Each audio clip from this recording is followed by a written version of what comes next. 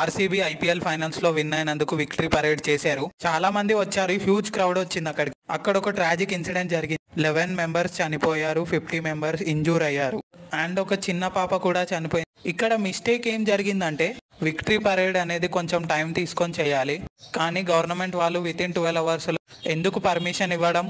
Victory parade అనేది అన్నీ చూసుకొని పెడతారు. పోలీస్ ఫోర్స్ సరిపోతుందా, క్రౌడ్ మేనేజ్ చేయగలుగుతారా లేదా చూసుకొని ఇవ్వాలి కదా. కేకేఆర్ వాళ్ళు విక్టరీ పరేడ్ 2 డేస్ తర్వాత చేశారు. ఎంఐ వాళ్ళు కూడా విక్టరీ పరేడ్ 2 డేస్ తర్వాత చేశారు. India T20 world cup win అయినప్పుడు 5 డేస్ తీసుకున్నారు విక్టరీ పరేడ్ చేయడానికి. కానీ బెంగళూరులో విత్ ఇన్ 12 అవర్స్లో చేయాల్సిన అవసరం ఏంటి? ఆర్సీబీ ఫ్యాన్గా నాకు బాధగా ఉంది, ఒక చిన్నపిల్ల చనిపోయిందని. అక్కడికి వచ్చిన క్రౌడ్ది కూడా తప్పే అని నా ఫీలింగ్. ఇలాంటి ఇన్సిడెంట్స్ జరుగుతాయని తెలిసినప్పుడు ఎందుకు రావడం ఆ క్రౌడ్ అంతా?